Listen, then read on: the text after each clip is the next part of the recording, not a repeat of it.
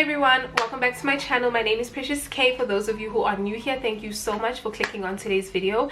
As you guys can tell by the title, we are going to be doing a bit of a sew-in refresh. Definitely do a wash. My natural hair is getting super dirty, and then the hair itself is like, I mean, it's honestly really not that bad. I'm not gonna lie, I'm very impressed with the hair, but I do want to put in like curls in them, so I do want it to be as fresh as possible. So I am going to be showing you guys basically just how I take care of my sew-ins. I really do love for my sew-ins to be stretched as long as they possibly can, so I do wash my hair quite often just to preserve the style. So if you are interested in seeing that, then just keep on watching.